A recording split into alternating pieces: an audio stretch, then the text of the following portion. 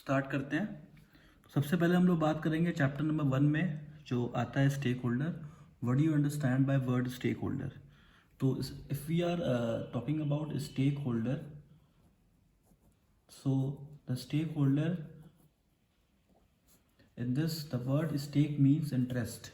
मतलब स्टेक का मतलब होता है इंटरेस्ट, कि कितना कोई बेनिफिट कंपनी से किसको कैसा बेनिफिट हो रहा है वो हम स्टेक में देखते हैं। ठीक है, तो जैसे कोई भी अब इसमें बेनिफिट लेने वाले अलग अलग लोग हो सकते हैं। एम्प्लॉयर हो सकता है, एम्प्लॉई हो सकता है, क्रेडिटर हो सकता है। ठीक है, तो कंपनी से बहुत सारे लोगों को बेनिफिट होता है। पहला सबसे अच्छा बेनिफिट तो ओनर को होता है। जो ओनर है उसको तो बेनिफिट अच्छा होगा ही, क्योंकि वो उससे प्रॉफिट कमाता है। उसके बाद एम्प्लॉयज़ आते हैं। ठीक है, तो एम्प्लॉयज़ को भी बेनिफिट होता ही है, क्योंकि वो भी उनको सैलरी मिलती है। ठीक है, ओनर में ही हमारे आ जाएंगे शेयर होल्डर्स भी, क्योंकि शेयर होल्डर्स भी हमारे कंपनी के ओनर्स ही होते हैं। तो ये भी हमारे कंपनी के स्टेक होल्डर कहलाते हैं। और उसके बाद एक्सटर्नल में देखा जाए तो और बाहर क्रेडिटर को भी मिलता है पैसा। क्यों मिलता है? क्योंकि क्रेडिटर हमारे कंपनी को उधार देता है और उसको उधार के बदले में अच्छा खासा इंटरेस्ट हमारे कंपनी से वो कमाता है। तो ऐसे बहुत सारे लोग होते हैं जिनको बेनिफिट होता है हमारी कंपनी से। जिसको जिसको हमारी कंपनी से बेनिफिट होगा उसे हम अपनी कंपनी का स्टेक होल्डर बोलेंगे। तो मतलब कॉन्सेप्ट यहाँ पे क्या है, जिसको जिसको कंपनी से बेनिफिट होता है उसको हम स्टेक होल्डर बोलते हैं। तो अब इसमें सवाल ये उठता है कि क्या इंडिविजुअल ही होते हैं जिनको बेनिफिट होता है? तो ऐसा नहीं है। इंडिविजुअल के अलावा हमारे बहुत सारे इंस्टीट्यूट्स होते हैं, बहुत सारे ग्रुप्स होते हैं, उनको भी कंपनी से बेनिफिट होता है। जैसे अब ये क्रेडिटर का पूरा एक इंस्टीट्यूट है, ठीक है ना, कोई कंपनी है क्रेडिटर की, तो उसको बेनिफिट हो रहा है, तो वो भी हमारे स्टेक होल्डर ही कहलाएंगे। ठीक है, तो आपको कॉन्सेप्ट ये समझना है कि स्टेक होल्डर वो लोग होते हैं कि जिनको हमारी कंपनी से बेनिफिट होता है। अब ज़रूरी नहीं कि डायरेक्टली बेनिफिट हो, इनडायरेक्टली भी अगर बेनिफिट हो रहा है तो वो भी हमारे क्रेडिटर में ही आएगा। ठीक है, तो इस कॉन्सेप्ट को क्लियर रखिएगा कि जो भी बेनिफिट, कुछ भी बेनिफिट अगर हमको इनसे हो रहा है तो वो हमारे क्या बोलते हैं स्टेक होल्डर ही वो कहलाएंगे। तो ये क्लियर है सबको स्टेक होल्डर? तो स्टेक होल्डर का जो डेफिनेशन है वो आपकी बुक में दिया हुआ है, उसको एक बार हम पढ़ दे रहे हैं। The term stakeholder has developed from the word stake, which means interest और expected benefit, जो कि मैंने आपको बताया कि जो स्टेक होल्डर होता है वो क्या होता है। टर्म स्टेक होल्डर इंटरेस्ट और बेनिफिट, जो भी हमको एक इंडिविजुअल से, मतलब एक कंपनी से जो भी हमको बेनिफिट मिलता है, जो भी हमको फ़ायदा मिलता है, उसको हम लोग बोलते हैं स्टेक। उसके बाद क्या बोल रहा है, stakeholder means all those individuals, groups and institutes which have stake in the functioning and the performance of commercial organization. तो स्टेक, अब यहाँ पे किसको किसको फ़ायदा होता है? जो भी हमारी कंपनीज हैं, जो भी हमारे एम्प्लॉयज़ हैं, जो भी हमारे ओनर्स हैं, उन सबको फ़ायदा होता है कंपनी से, तो उनको हम स्टेक होल्डर बोलते हैं। तो स्टेक होल्डर का कॉन्सेप्ट क्लियर हो गया। अब आते हैं हम लोग स्टेक होल्डर के आगे। तो स्टेक होल्डर जो होते हैं वो हमारे दो टाइप के होते हैं। एक होते हैं इंटरनल और एक होते हैं एक्सटर्नल।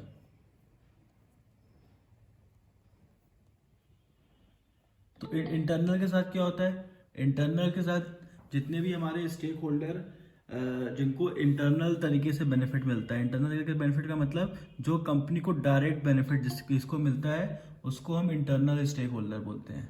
जिस किसी को डायरेक्ट बेनिफिट मिलेगा उसको हम बोलेंगे इंटरनल स्टेक होल्डर, और जिस लोगों को इनडायरेक्ट बेनिफिट मिलता है उसको हम एक्सटर्नल स्टेक होल्डर कहते हैं। ठीक है, तो what do you understand bye direct indirect? अब इसको समझते हैं। तो देखिए, इंटरनल स्टेक होल्डर्स में आते हैं हमारे एम्प्लॉयज़ जो भी कंपनी में वर्क कर रहे हैं। तो जो भी कंपनी में वर्क कर रहे हैं तो उनको डायरेक्ट कंपनी सैलरी दे रही है, तो ये हमारे इंटरनल स्टेक होल्डर हो गए।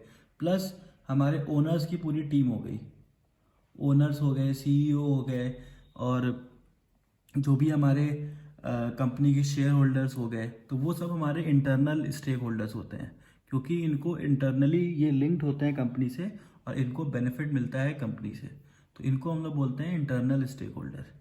ठीक है, अब आते हैं एक्सटर्नल स्टेक होल्डर। तो एक्सटर्नल स्टेक होल्डर में कौन सारे लोग होते हैं? जिनको कंपनी से बेनिफिट होता है लेकिन ये कंपनी का पार्ट बाहर से होते हैं। ठीक है ना, अंदर से नहीं होते। मतलब ये बहुत सारे अलग अलग कंपनी के पार्ट भी हो सकते हैं। जैसे एक सप्लायर है, एक सप्लायर गुड्स हमको भी सप्लाई करेगा और वही सप्लायर दूसरे कंपनी में भी सप्लाई कर रहा है, तो उसको हम इंटरनल की कैटेगरी में नहीं रख सकते, उसको हम रखेंगे एक्सटर्नल की कैटेगरी में। ठीक है। सो जैसे गवर्नमेंट है तो गवर्नमेंट हमसे भी टैक्स ले रहा है, मेरी कंपनी से भी, और सामने वाली कंपनी से भी टैक्स ले रहा है, तो उसको हम लोग इंटरनल के केस में नहीं रखेंगे, उसको हम एक्सटर्नल के केस में रखेंगे। तो उसके बाद अलावा फाइनेंशियल इंस्टीट्यूशन हो गए, जैसे हमने किसी से लोन लिया हुआ है, तो हमने लोन, वो जो बैंक ने हमको लोन दिया हुआ है वो केवल हमको ही लोन नहीं दिया हुआ है, वो लोन किसी और कंपनी को भी दिया हुआ है। ठीक है। तो ऐसे लोग जिनको बहुत सारी जगह से बेनिफिट्स मिलते रहते हैं, उनको हम लोग एक्सटर्नल स्टेक होल्डर में रखते हैं। ठीक है। लेकिन हमारे कंपनी से उनको बेनिफिट मिलता ही मिलता है।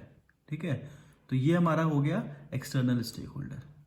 तो दो कॉन्सेप्ट क्लियर हो गया, इंटरनल और एक्सटर्नल। इंटरनल का मतलब हो गया जिनको कंपनी से बेनिफिट मिलता है, और एक्सटर्नल का मतलब हो गया इनको भी कंपनी से बेनिफिट मिलता है, लेकिन ये और भी कंपनी से बेनिफिट कमाते हैं, खाली हमारी कंपनी पे डिपेंडेंट नहीं होते। लेकिन ये जो दोनों लोग होते हैं ये हमारी कंपनी पे डिपेंडेंट होते हैं और ये हमारी कंपनी चलाते भी हैं। ठीक है। ये हमारी कंपनी नहीं चलाते, एक्सटर्नल वाले हमारी कंपनी नहीं चलाएंगे, ये खाली हमारी कंपनी से फ़ायदा कमाते हैं। ठीक है। जो इंटरनल होते हैं वो हमारी कंपनी के डिसीजंस लेंगे, हमारी कंपनी को चलाएंगे, सारा काम इंटरनल स्टेक होल्डर्स का ही होता है। ठीक है। तो आपके पास इसके नोट्स पहले से ही हैं। ठीक है। तो खाली आपको ये क्लियर रखना है कि जब भी आप स्टेक होल्डर का डेफिनेशन एग्जाम में लिख रहे हैं तो आपको एक चीज़ ये ध्यान देना है कि आपको इंटरनल एक्सटर्नल अपने मन से बता देना है। ठीक है। तो इसमें होगा कि आपका मार्क्स अच्छा मिलेगा।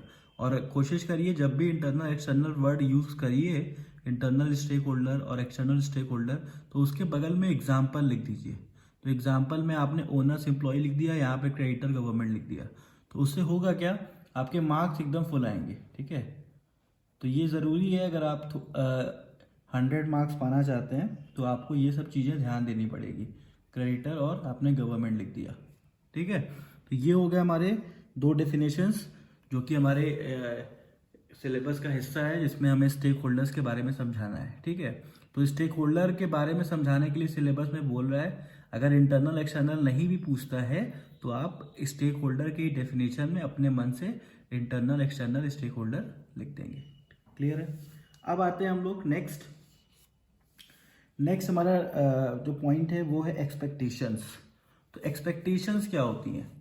तो एक्सपेक्टेशंस का मतलब होता है अब जितने लोग भी हमारे कंपनी से लिंक्ड हैं, चाहे वो डायरेक्टली लिंक्ड है चाहे वो इनडायरेक्टली लिंक्ड है, उनकी क्या एक्सपेक्टेशंस हैं हमारी कंपनी से। ठीक है। तो एक्सपेक्टेशन आप याद भी कर सकते हैं। ठीक है। लेकिन इसको अगर आप समझ लेते हैं तो आपके लिए ज़्यादा अच्छा है। ठीक है। तो इसको अगर आप समझ लेते हैं तो ज़्यादा अच्छा है। समझना कैसे है, आपको उस पर्टिकुलर मतलब जिसका भी आप एक्सपेक्टेशन लिखेंगे आप उसको मान लेना है कि आप वो खुद ही हैं, तो आपको समझने में थोड़ा सा इजी हो जाएगा। कैसे? जैसे हम एग्जांपल लेते हैं, एक्सपेक्टेशन ऑफ, हमसे पूछा गया कि आप बताइए एक एम्प्लॉयर की क्या एक्सपेक्टेशन है। तो एम्प्लॉयर क्या होता है? तो एम्प्लॉयर का मतलब होता है जो हमें जॉब पे रखता है। एम्प्लॉयर मतलब ओनर। ठीक है। तो हमसे अगर पूछा जाए कि आप बताइए एक एम्प्लॉयर की कंपनी से क्या एक्सपेक्टेशन है, तो अब आप एज अ एम्प्लॉयर सोचिए, तो आपको इसको लर्न भी नहीं करना पड़ेगा, आपको याद भी हो जाएगा। तो कैसे सोचेंगे कि देखिए कोई भी एम्प्लॉयर अगर कंपनी में पैसा लगा रहा है तो वो क्या चाहेगा, वो चाहेगा कि उसका जो पैसा है वो कंपनी में सेफ रहे। ठीक है। तो कंपनी में सेफ रहे और साथ ही साथ उसको अच्छे रिटर्न्स मिले। ठीक है। तो दो चीज़ तो वो चाहेगा ही कि उसके पैसे सेफ रहें और उसको रिटर्न्स मिले। तो हमने यहाँ पे लिख दिया कैपिटल जो है वो उसका सेफ रहे और इस पे अच्छे रिटर्न्स मिले, तो हमने यहाँ पे लिख दिया गुड रिटर्न्स। ठीक है। तो देखिए इस तरीके से अगर आप समझते हैं तो आपको याद करने में दिक्कत नहीं होगी। उसके बाद अब इनको और क्या चाहिए, अब इनको ये चाहिए कि अब देखिए बिजनेस जब बड़ा बिजनेस होता है तो उस कंडीशन पे अब ये नहीं है कि केवल एक ही ओनर है। ठीक है। बहुत सारे ओनर्स होते हैं। ऐसे अगर आपने अपनी कंपनी का शेयर इशू किया हुआ है तो बहुत सारे ओनर्स होते हैं, तो हर एक ओनर चाहता है कि वो कंपनी के डिसीजन में पार्टिसिपेट करे। ठीक है ना, वो डिसीजन में पार्टिसिपेट करे ताकि उसको भी फील आए कि हाँ वो कंपनी में वर्क कर रहा है। ठीक है। तो इक्वल पार्टिसिपेशन बहुत इंपॉर्टेंट है। तो जब तक पार्टिसिपेशन नहीं रहेगा तब तक, भाई सिंपल सी बात है, आपने अगर अपनी किसी भी कंपनी में पैसा लगाया XYZ, ठीक है, आपने कोई भी कंपनी ओपन किया, आपके फ्रेंड की कंपनी है, आप उस कंपनी में शेयर होल्डर हो, तो आप भी चाहोगे कि जो भी डिसीजन लिया जाए तो हमसे कुछ पूछ के लिया जाए। तो इसी को हम लोग बोलते हैं पार्टिसिपेशन इन डिसीजन मेकिंग, ठीक है। तो हर एक कंपनी मतलब हर एक शेयर होल्डर चाहता है कि अगर वो कंपनी में कोई डिसीजन ले या फिर उससे पूछ के डिसीजन लिया जाए तो उसको अच्छा लगेगा। तो हमारे पास 3 पॉइंट हो गए। पहला हो गया सेफ्टी ऑफ कैपिटल, दूसरा हो गया गुड रिटर्न, तीसरा हो गया पार्टिसिपेशन, ठीक है। तो देखिए यहाँ पे आपको याद नहीं करना पड़ रहा है, आपको धीरे धीरे ये चीज़ें अपने दिमाग में बैठ रही हैं। क्यों? क्योंकि आप एम्प्लॉयर की तरह सोच रहे हैं, ठीक है। और एक एम्प्लॉयर क्या चाहेगा? एम्प्लॉयर चाहेगा कि हमारे कंपनी की पब्लिक इमेज बहुत अच्छी हो, ठीक है। तो पब्लिक इमेज अच्छी होने से क्या होगा कि आपको प्राउड फील होगा कि हाँ हम इस कंपनी के ओनर हैं, ठीक है। तो कोई भी कंपनी कितना भी प्रॉफिट कमाए चाहे ना कमाए, वो गलत काम नहीं करना चाहेगी, ठीक है। वो हमेशा अपना पब्लिक इमेज अच्छा बना के रखती है। हर एक कंपनी कोशिश करती है कि अगर पब्लिक इमेज मेरा अच्छा रहेगा तो हर एक लोग मेरा गुड्स खरीदना पसंद करेंगे। तो पब्लिक इमेज बहुत इंपॉर्टेंट होती है। तो यहाँ पे देखिए अब आपको 4 पॉइंट्स क्लियर हो गए, ठीक है।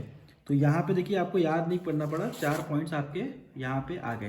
तो मैक्सिमम जो इसके क्वेश्चंस आएंगे आपके एग्जाम में, या तो 2 मार्क्स का आएगा या तो 5 मार्क्स का आएगा, ठीक है। तो एक और चीज़ देख लेते हैं कैपिटल से रिलेटेड। यहाँ पे हम लिख देते हैं एप्रिसिएशन।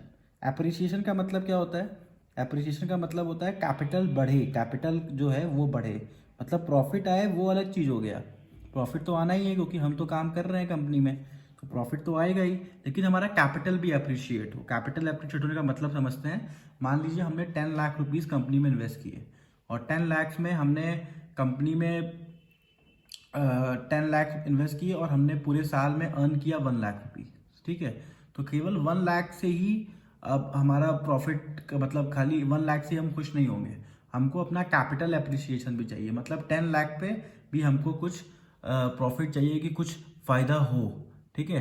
तो जैसे एग्जांपल ले लेते हैं कि हमने कोई पैसा कहीं पे इन्वेस्ट कर दिया। मान लीजिए हमारे पास 10 लाख रुपीज़ था, हमारे पास 3 लाख रुपीज़ पड़ा हुआ था, ठीक है। तो कंपनी करती क्या है, अब 3 लाख रुपीज़ को कोई ज़मीन खरीद ली, ठीक है। तो ज़मीन खरीदने से फ़ायदा क्या हुआ कि उधर ज़मीन का भी दाम बढ़ रहा है और इधर मेरी कंपनी जो चल रही है उससे तो हम प्रॉफिट कमा रहे हैं, ठीक है। तो इसी को हम लोग बोलते हैं कैपिटल एप्रिसिएशन। जो भी आपका ज़मीन का दाम बढ़ रहा है या फिर आपने कोई बिल्डिंग खरीद लिया जो आपके पास एक्सेस पैसा था, नहीं तो आपने किसी जगह पे इन्वेस्ट कर दिया, ठीक है। तो इससे जो आपको फ़ायदा हो रहा है इसको हम कैपिटल एप्रिसिएशन कहते हैं, क्योंकि इसमें आपका एफर्ट नहीं लग रहा है, ये अपने आप पैसा ग्रो कर रहा है, ठीक है। तो हर एक एम्प्लॉयर इन 5 चीज़ों के बारे में हमेशा सोचेगा कि पहला कि उसका कैपिटल सेफ रहे, दूसरा गुड रिटर्न्स आए, उसके बाद कैपिटल एप्रिसिएशन। तो आप लाइन से इसे याद कर सकते हैं कि सेफ्टी ऑफ कैपिटल हो गया 1, गुड रिटर्न मिले कैपिटल पे 2, और थर्ड हो गया एप्रिसिएशन, ठीक है। तो इस तरीके से आप लर्न कर सकते हैं, तो आपको एग्जाम के टाइम में ये याद रहेगा। और जब इतनी चीज़ें होंगी तो फिर क्या होगा, कंपनी की इमेज अच्छी हो जाएगी। ऐसे याद कर लीजिए कि जब ये 3 चीज़ें अगर आपको मिलती है तो कंपनी की इमेज ऑटोमेटिक अच्छी होगी, तभी तो आप इतना पैसा कमा रहे हो कंपनी से, नहीं बिना इमेज के आप पैसा कमा ही नहीं पाओगे, ठीक है। उसके बाद नेक्स्ट आता है हमारा पार्टिसिपेशन। तो मतलब इतनी कंपनी चलाने के लिए हम अब हमारा पार्टिसिपेशन भी ज़रूरी है कि कंपनी में क्या डिसीजन लिया जा रहा है, क्या नहीं लिया जा रहा है, वो हमसे पूछ के लिया जाए। तो ये हमारा आ गया पार्टिसिपेशन। तो ये देखिए ये जो पॉइंट था एक्सपेक्टेशन ऑफ एम्प्लॉयर, आपको ये रटना नहीं पड़ा, आपको ऐसे ही याद हो गया। तो अब देखिए इसको एग्जाम में क्वेश्चन क्या क्या पूछ सकता है, expectation of employer, expectation of owner, expectation of share holder, expectation of manager, ठीक है। तो यहाँ पे मैनेजर पे वर्ड भी अगर वो यूज़ करता है तो यहाँ पे आप मैनेजर को एम्प्लॉय मत मान लीजिएगा, यहाँ पे मैनेजर वर्ड का मतलब भी ओनर ही होगा, ठीक है। और उसके बाद यहाँ पे आपसे एक चीज़ और पूछ सकता है, शेयर होल्डर, ठीक है। तो ये सब चीज़ जितना भी चीज़ पूछेगा आपको सब में सेम आंसर्स लिखने हैं, तो इसमें कंफ्यूज मत होइएगा कि अलग अलग पॉइंट्स हैं तो अलग अलग कुछ नया होगा, इसमें कुछ नया नहीं है, इसमें सब में आपको एज अ एम्प्लॉयर ही सोचना है, ठीक है। अब आते हैं नेक्स्ट पॉइंट पे हम लोग। तो नेक्स्ट पॉइंट है हमारा एक्सपेक्टेशन ऑफ एम्प्लॉयज़। अब देखिए बच्चे कंफ्यूज हो जाते हैं एम्प्लॉयर और एम्प्लॉयज़ को लेके। तो एम्प्लॉयर जो होता है वो हमें जॉब देता है, उसकी कंपनी होती है, और एम्प्लॉय कौन होता है? जो कंपनी में वर्क करता है। तो एम्प्लॉय जो वर्क करता है वो किसके डायरेक्शन पे वर्क करता है? वो एम्प्लॉयर के डायरेक्शन पे वर्क करता है। ठीक है, तो जो एम्प्लॉयर कहेगा, जैसे कहेगा वो वैसे काम करेगा। ठीक है, अगर कोई एम्प्लॉयर, मान लीजिए कोई एम्प्लॉई है वो मैनेजर है, तो वो मैनेजर अपना डिसीजन नहीं लेगा, उसको जितना बताया जाएगा उसी में से वो डिसीजन लेगा, अपने मन से कोई भी डिसीजन नहीं लेगा। तो इसीलिए हम लोग एम्प्लॉयज़ के अब पॉइंट ऑफ व्यू से सोचेंगे कि एक एम्प्लॉय क्या चाहता है। ठीक है, तो पहले हम लोग एज अ एम्प्लॉय सोचेंगे। तो एक एम्प्लॉय चाहता है कि भाई सैलरी जो है उसको अच्छी मिले। ठीक है ना, सैलरी उसको अच्छी मिले, तो हम यहाँ पे सैलरी के बाद हम लिख देते हैं फेयर, मतलब फेयर सैलरी। तो फेयर सैलरी एक्सपेक्ट करता है कि भाई हम कंपनी में वर्क कर रहे हैं तो हमारी सैलरी तो अच्छी होनी ही चाहिए। पहला चीज़ तो ये एक्सपेक्ट करता है।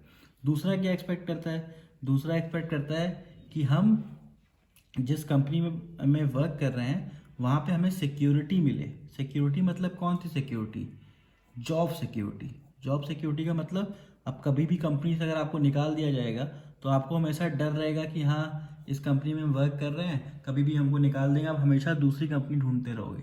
ठीक है, लेकिन अगर आपको ये कंफर्म हो जाए कि हाँ ये कंपनी बहुत अच्छी है, ये कंपनी हमको नहीं निकालेगी, ठीक है, तो इसमें होगा क्या, आपकी जॉब से इसको हम लोग जॉब सिक्योरिटी कहते हैं। ठीक है, तो इसीलिए लोग गवर्नमेंट जॉब के बारे में सोचते हैं। क्यों सोचते हैं गवर्नमेंट जॉब के बारे में? क्योंकि वहाँ पे फेयर सैलरी भी होती है और जॉब सिक्योरिटी भी होती है, वहाँ पे आपको निकाला नहीं जाता।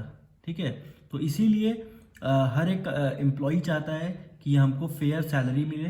ठीक है, और साथ ही साथ हमको जॉब सिक्योरिटी भी मिले। तो ये दो चीज़ एकदम कॉमन सी चीज़ है, मतलब याद करने वाली चीज़ नहीं है, ये आपको ऐसे ही समझ में आएगा। आप गवर्नमेंट जॉब सोचेंगे, एम्प्लॉय के बारे में सोचेंगे, तो हर एक एम्प्लॉय गवर्नमेंट जॉब के बारे में सोचता है। अब आपने उसी से लिंक कर लिया फेयर सैलरी और जॉब सिक्योरिटी। तो देखिए, इसको आपको याद नहीं करना पड़ा। उसके बाद अब ये दो चीज़ तो चलो मिल जा रहा है। अब उसके बाद जो एम्प्लॉय चाहता है वो चाहता है कि उसको सेफ वर्किंग इन्वायरमेंट मिले। तो सेफ वर्किंग इन्वायरमेंट का मतलब क्या होता है?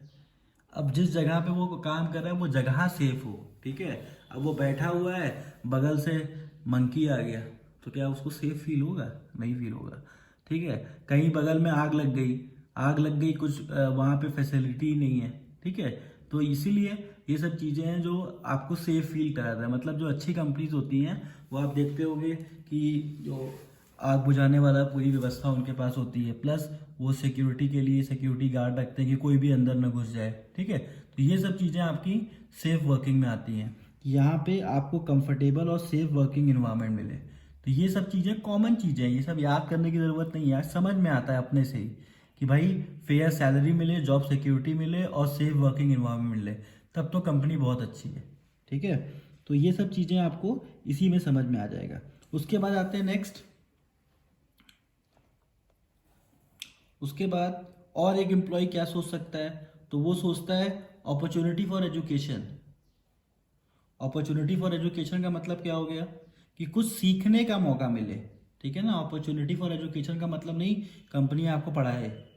ठीक है, तो यहाँ पे आपको एजुकेशन का मतलब क्या हो गया कि आपको नई नई चीज़ें कंपनी में सीखने को मिले। तो मतलब ये कैसे मिलेगी? कंपनी भी आपको समय समय पर ट्रेनिंग देती रहती है। तो इसीलिए हम लोग इस चीज़ को यहाँ पे समझ सकते हैं, अपॉर्चुनिटी फॉर एजुकेशन का मतलब ऐसी कंपनी जो समय समय पे हमको अच्छी ट्रेनिंग दे ताकि हम ग्रो कर सकें। ठीक है, तो ये पॉइंट आपका क्लियर हो जाएगा अपॉर्चुनिटी फॉर एजुकेशन में। तो ये पॉसिबल कब है? जब आप अच्छी कंपनी में वर्क करते हैं। तो अच्छी कंपनी आपको समय समय पे आपके साथ सेमिनार कराती हैं, समय समय पे आपकी मीटिंग्स होती हैं, समय समय पे आपकी ट्रेनिंग्स होती हैं। तो इससे होता क्या है कि आप अपडेट हो जाते हो, आप बेटर वर्क कर सकते हो। तो इसीलिए हम लोग अपॉर्चुनिटी फॉर एजुकेशन हर एक एम्प्लॉय चाहता है। तो देखिए, ये भी इस पॉइंट के संग जुड़ गया कि फेयर सैलरी भी चाहिए और जॉब सिक्योरिटी भी चाहिए और सेफ वर्किंग इन्वायरमेंट भी चाहिए और अपॉर्चुनिटी फॉर एजुकेशन भी चाहिए। ठीक है, उसके बाद आते हैं फेयर रिड्रेसल। फेयर रिड्रेसल क्या होता है भाई? फेयर रिड्रेसल का मतलब होता है कि मान लीजिए हम कंपनी में वर्क कर रहे हैं, कुछ भी हमसे किसी कोई हमको प्रॉब्लम हो गई। ठीक है, क्योंकि देखिए कंपनी में आप वर्क कर रहे हैं तो बहुत सारे एम्प्लॉयज़ वर्क कर रहे हैं। ठीक है, किसी से आपकी बात नहीं बनी, थोड़ी लड़ाई लड़ाई हो गया, थोड़ा झगड़ा हो गया, या फिर मान लीजिए आपकी अपने सीनियर से नहीं बनी, ठीक है, उसने आपको डांट दिया, आपको अच्छा नहीं लगा, तो इस कंडीशन पे आपका आपके संग इंसाफ हो, ठीक है ना। फेयर रिड्रेसल का मतलब ये होता है कि ये नहीं कि कोई सीनियर है तो लोग केवल सीनियर की बात ही सुने, जूनियर की भी बात सुनी जाए, ठीक है।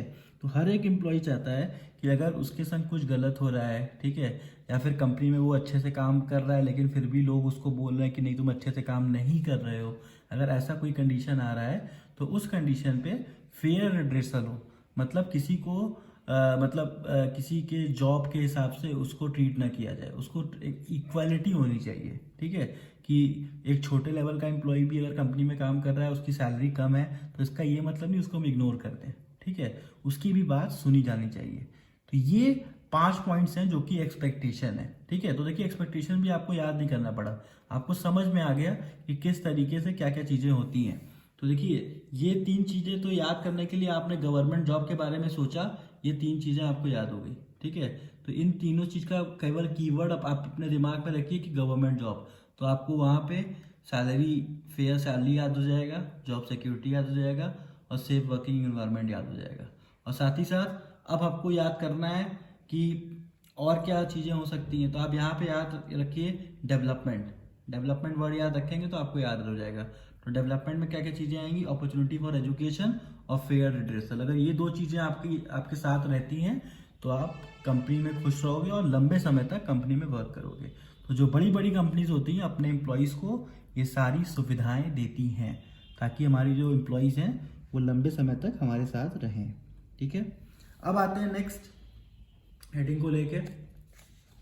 अब नेक्स्ट हेडिंग जो हमारा है वो है सप्लायर को लेके, ठीक है। तो अब हम लोग एज अ सप्लायर सोचेंगे, तो आपको बताया ना जो भी आपको हेडिंग आ रहा है आप उसके तरह बन जाइए, आप सोचिए कि आप सप्लायर है, तो कभी भी आपका आंसर गलत नहीं होगा और आपको याद करने में भी इजी रहेगा। तो सप्लायर कौन होते हैं, सप्लायर्स वो लोग होते हैं जो हमें गुड सप्लाई कर रहे हैं, मतलब जो भी हमें रॉ मटेरियल सप्लाई कर रहे हैं वो हमारे सप्लायर्स हो गए। तो सप्लायर अब हमें किस तरीके, अब सप्लायर क्या चाहता है कंपनी से, तो सबसे पहला तो ये चाहेगा कि जो भी सामान बेच रहा है उसका उसको फेयर प्राइस मिले, ठीक है। फेयर प्राइस का मतलब तो समझ ही है कि मान लीजिए रॉ मटेरियल वो अगर आपको सेल कर रहा है और आप उसका बार बार पैसा कट कर ले रहे हो कि आपका डिफेक्टिव माल था या फिर आपने टाइम पे नहीं पहुंचाया, तो फिर वो आपके यहाँ इंटरेस्टेड नहीं रहेगा गुड्स पहुंचाने के लिए, ठीक है। तो हर एक एम्प्लॉयर, हर एक सप्लायर चाहता है कि उसको फेयर प्राइस मिले, एक अच्छा प्राइस मिले, और क्या चाहेगा, और चाहेगा कि जो भी पैसा मिले वो टाइमली मिले। टाइमली बहुत इंपॉर्टेंट है। देखिए होता क्या है ना, अगर सप्लायर को पैसा टाइमली नहीं मिलेगा तो वो क्या करेगा, या तो कोई दूसरा कंपनी ढूंढ लेगा या फिर आपको सामान महंगा देने लगेगा, तो ये बड़ी प्रॉब्लम होती है, ठीक है। तो कंपनी कोशिश करती है कि वो टाइमली पेमेंट करे। तो टाइमली पेमेंट करने का फ़ायदा क्या होता है कि उनको उस कंडीशन पे कोई उनका मतलब गुड्स का जो प्राइस, उनको प्राइस हमेशा सही मिलता है, मतलब उनको महंगा सामान नहीं देगा। सप्लायर हमेशा बेस्ट प्राइस ऑफर करेगा क्योंकि उनको पता है कि सप्लायर को पता है कि हाँ अगर हम इनको बेस्ट प्राइस ऑफर करेंगे तो हमको जो पेमेंट है वो एकदम टाइम पे पेमेंट करते हैं ये कंपनी वाले, तो बहुत ही अच्छे लोग हैं, तो वो हमेशा एक्सपेक्ट करता है कि उसको टाइमली पेमेंट मिले। तो देखिए ये 2 पॉइंट भी इजी है कि फेयर प्राइस मिल जाए और टाइमली पेमेंट मिल जाए, इससे अच्छी बात क्या है सप्लायर के लिए, ठीक है। अब आते हैं नेक्स्ट रेगुलर ऑर्डर। तो रेगुलर ऑर्डर में क्या होता है, आपके जो ऑर्डर्स है वो रेगुलर आते रहे। देखिए सप्लायर अगर आपकी कंपनी से जुड़ा हुआ है तो वो एक्सपेक्ट करता है कि हमको ऑर्डर भी रेगुलर मिलता रहे, क्योंकि देखो उसको भी तो बिजनेस करना है, तो वो ऐसी कंपनी के साथ ही काम करना पसंद करेगा जहाँ पे उसको रेगुलर ऑर्डर मिले। रेगुलर ऑर्डर मिलेगा तभी वो आपके यहाँ काम करना पसंद करेगा, क्योंकि उसको भी तो हर महीने पैसे कमाने हैं, ऐसा तो है नहीं एक बार कमा लिया 10 साल तक नहीं कमाना है, ठीक है। तो इसीलिए वो अपना रेगुलर ऑर्डर भी एक्सपेक्ट करता है कि जिस कंपनी के साथ हम जुड़े और हमें रेगुलर ऑर्डर मिले। उसके बाद और क्या चाहता है एक सप्लायर,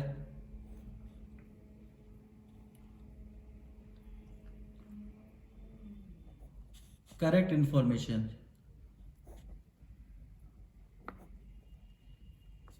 तो करेक्ट इन्फॉर्मेशन का मतलब क्या हुआ? करेक्ट इन्फॉर्मेशन का मतलब यहाँ पे हुआ फाइनेंशियल पोजीशन से, ठीक है।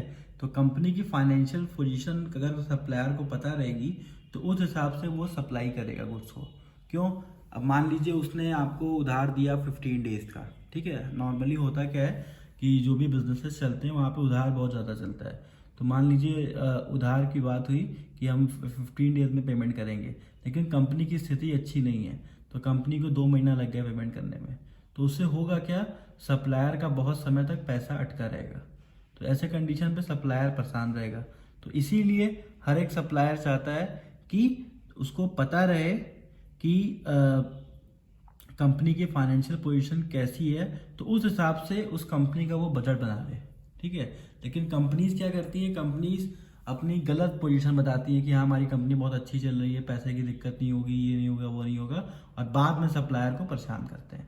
तो सप्लायर के तरफ से अगर आप पॉइंट ऑफ व्यू से सोचेंगे तो आपको समझ में आएगा कि हमें एकदम सही इंफॉर्मेशन कंपनी की होनी चाहिए फाइनेंशियल पोजीशन की, ताकि हम उस हिसाब से गुड्स को सप्लाई कर सकें। तो ये आपका हो गया करेक्ट इन्फॉर्मेशन। उसके बाद आते हैं नेक्स्ट हम लोग। सर मिनिमम सर कितना पॉइंट? तो ये भी हम लोग ने समझ लिया कि रेगुलर ऑर्डर मिलना ही बहुत ज़रूरी है। उसके बाद हम लोग ने पढ़ लिया कि करेक्ट इन्फॉर्मेशन कंपनी की मिलेगी तो जो सप्लायर है वो आराम से बिजनेस कर पाएगा। उसके बाद आते हैं हम लोग हेल्दी रिलेशनशिप। अब हेल्दी रिलेशनशिप क्या होता है भाई? तो हेल्दी रिलेशनशिप का मतलब होता है कि कंपनी के साथ एक अच्छा रिलेशन हो, कि कल को सप्लायर अगर कभी कोई सामान महंगा दे दिया या फिर कुछ सामान में कोई डिफेक्टिव है, ठीक है, तो वो कंपनी इशू ना बनाए, ठीक है। उसको अगर सामान वापस करना है तो वो मतलब कायदे से बात करके वापस करते। तो इसको बोलते हैं हेल्दी रिलेशनशिप। तो होता क्या है कंपनी में कि अब हमारा रिलेशनशिप कंपनी के संग अच्छा नहीं है, तो अब उसमें क्या होगा? अगर हल्का सा भी डिफेक्ट आया तो हम लगे चिल्लाने कि नहीं हमारा सामान वापस करिए, नहीं तो हम केस कर देंगे, ये कर देंगे, वो कर देंगे, ठीक है। तो इस तरीके का जो इन्वायरमेंट होता है फिर वहाँ पे सप्लायर काम करना पसंद नहीं करता, ठीक है। सप्लायर की गलती है तो सप्लायर अपनी गलती को एक्सेप्ट करेगा, गुड्स को वापस भी लेगा, वो कोई बड़ी बात नहीं है। लेकिन बहुत ज़्यादा हाइपर हो गया कि कंपनी के साथ हेल्दी रिलेशन हो, ठीक है। जो भी चीज़ हो वो चीज़ें क्लियर रहें कंपनी के साथ लेके। तो हेल्दी रिलेशन सभी चाहते हैं कि जो भी सप्लायर है वो कंपनी के साथ हेल्दी रिलेशन। अब हम लोग बात करेंगे कि हमारा जो क्रेडिटर होता है वो किस तरीके से कंपनी को देखता है। तो क्रेडिटर अब कौन हो गया पहले ये समझना ज़रूरी है। तो क्रेडिटर वो होता है जो हमारी कंपनी को कुछ उधार देता है, ठीक है। जैसे अब क्रेडिटर बैंक भी हो सकता है और कोई फाइनेंशियल इंस्टीट्यूट भी हो सकता है।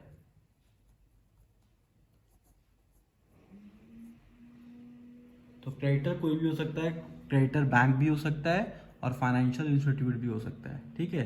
तो जो भी हमारी कंपनी को उधार दे रहा है उसको हम क्रेडिटर कहते हैं। तो क्रेडिटर अब क्या चाहेगा भाई हमारी कंपनी से कि ये कंपनी क्या कर दे हमारे लिए? सबसे पहले तो ये चाहेगा कि उसका लोन सेफ रहे, कि वो जो लोन दिया है वो सेफ रहे। कंपनी बंद हो जाएगी तो उसका तो पैसा गया ना। अब जब कंपनी बिकेगी तब उसको पैसा मिलेगा। तो कोई भी कंपनी, कोई भी क्रेडिटर नहीं चाहता कि कंपनी बिके तब पैसा मिले।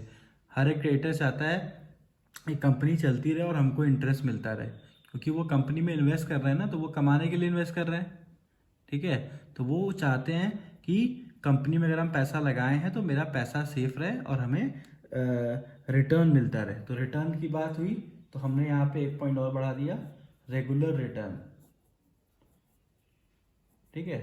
तो रेगुलर रिटर्न भी हमारा कॉन्सेप्ट क्लियर है कि भाई अगर हम कंपनी में पैसा लगाएं, हमने 15% पर एनम के इंटरेस्ट पे पैसा दिया हुआ है कंपनी को, तो हमको हर महीने जो भी मेरा इंटरेस्ट बन रहा है वो मेरे अकाउंट में क्रेडिट हो जाए, ठीक है। क्योंकि क्रेडिटर ने पैसा इन्वेस्ट किया है तो वो क्या सोच के इन्वेस्ट किया है? उसने तो यही सोच के ना इन्वेस्ट किया है कि उसको रेगुलर रिटर्न मिलता रहेगा, और उसको रेगुलर रिटर्न ना मिले तो उसका क्या मतलब है? तो इसीलिए लोन भी सेफ रहे और रेगुलर रिटर्न भी मिले, ठीक है। तो ये दो चीज़ें वो चाहता है कि उसको रेगुलर रिटर्न मिले। अब रेगुलर रिटर्न चलो ठीक है, तो रेगुलर रिटर्न में आप यहाँ पे टाइमली पेमेंट भी समझा सकते हैं, ठीक है। टाइमली पेमेंट के लिए अलग से लिखने की ज़रूरत नहीं है। आप टाइमली पेमेंट इसी में ही एडजस्ट कर सकते हैं, क्योंकि ये दोनों चीज़ें एक ही हो गई, रेगुलर रिटर्न हो चाहे टाइमली पेमेंट मिले। उसके बाद क्या है, return of loan. Return of loan हो वो मेरा टाइम पे हो, ठीक है। यहाँ पे हम ऊपर लोन सेफ्टी की सोच रहे हैं कि हमारा लोन सेफ रहेगा तो हमको इंटरेस्ट मिलता रहेगा, ठीक है। हमारा जो कंपनी है वो हमें कमा कमा के देता रहेगा और हम उसको एंजॉय करते रहेंगे। यहाँ पे सेफ्टी ऑफ लोन की बात हो रही है। लेकिन जब हम यहाँ पे आते हैं तो हमारी बात क्या होती है कि रिटर्न ऑफ लोन। अगर कंपनी ने बोला है कि 5 ईयर्स के लिए हमने पैसा लिया है तो कंपनी 5 ईयर्स में हमको पैसा वापस कर दे। हो सकता है मेरी प्लानिंग कुछ और हो, हम किसी और कंपनी पे 18% पे बात किए हो पैसा देने के लिए, या फिर 20% पे बात किए हो, ठीक है। तो हर एक क्रेडिटर चाहता है कि जब भी उसका समय कंप्लीट हो, लोन का समय कंप्लीट हो, उसका पैसा कंपनी उसको वापस कर दे, क्योंकि उसकी जो फ्यूचर प्लान है, मान लीजिए कोई प्लान नहीं है तो वो कंपनी को फिर से पैसा दे देगा कि लो भाई फिर से पैसा रख लो, ठीक है। लेकिन अगर प्लानिंग है तो उस कंडीशन पे वो अपने प्लानिंग को एग्जीक्यूट कर पाएगा, ठीक है। इसीलिए वो चाहता है कि रेगुलर उसको लोन जो जो भी उसका टाइम रहे उसको रिटर्न टाइम पे मिले, ठीक है ना। कौन सा रिटर्न? लोन का पैसा वापस, ठीक है। यहाँ पे आप वो रिटर्न मत समझिएगा जो इंटरेस्ट है, इंटरेस्ट वाला सेकेंड पॉइंट है, ठीक है। और क्या सोच सकता है, अब यहाँ पे हम लोग सोचेंगे कि और क्या चीज़ें सोच सकता है एक क्रेडिटर। वो भी यहाँ पे सोचेगा फाइनेंशियल इंफॉर्मेशन के बारे में, कि हमको कंपनी की फाइनेंशियल इंफॉर्मेशन जो है वो एकदम सही मिले, क्योंकि कंपनी की फाइनेंशियल इंफॉर्मेशन जब हमको सही मिलेगी तभी तो कंपनी में हम पैसा अच्छे से इन्वेस्ट कर पाएंगे। अगर कंपनी की फाइनेंशियल इंफॉर्मेशन हमको गलत मिल रही है तो उस कंडीशन पे हम पैसा कहाँ इन्वेस्ट करेंगे? हमको हमेशा डर लगा रहेगा कि कंपनी में और पैसा दिया जाए कि न दिया जाए। तो फाइनेंशियल इंफॉर्मेशन भी हमको एकदम सही सही कंपनी की मिलनी चाहिए, ताकि हम कंपनी में पैसे इन्वेस्ट करते समय, मतलब और पैसा लगाने के लिए हमको डर न लगे, ठीक है। तो ये भी एक इजी सा है कि फाइनेंशियल हेल्थ के बारे में हमको पता रहे, ताकि हम कंपनी में और पैसे आराम से लगा लें। उसके बाद दूसरा आता है मॉर्टगेज। अब हम लोग बात करेंगे मॉर्टगेज के बारे में कि सर ये मॉर्टगेज होता क्या है। मॉर्टगेज का मतलब होता है कि जैसे कोई कंपनी आपसे लोन ले रही है, ठीक है। तो लोन लेते समय कंपनी आपको कोई भी चीज़ जैसे ज़मीन का कागज़ आपको रख दे, तो उससे होता क्या है, लोन सेफ हो जाता है। मान लीजिए आपसे कोई लोन मांगने आया और 2 आदमी आया। एक आदमी कह रहा है कि हमको लोन दे दीजिए, हम तो आपके घर के बगल में रहते हैं, हम आपका पैसा लेके कहाँ जाएंगे, आपको हम पैसा दे देंगे।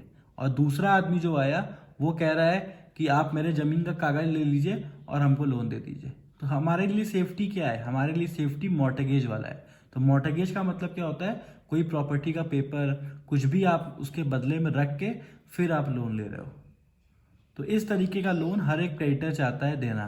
क्रेडिटर कभी भी नहीं चाहता कि बिना किसी गारंटी के, बिना किसी ज़मीन के कागज़ के वो लोन दे, ठीक है। तो हर एक क्रेडिटर चाहता है कि कुछ ना कुछ हमको गारंटी में मेरे पास रखा रहे कि कल को आप पैसा न दे पाओ तो उसको हम बेच के पैसे निकाल लें, ठीक है।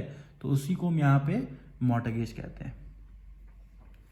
तो यहाँ तक हमारा क्रेडिटर का हो गया।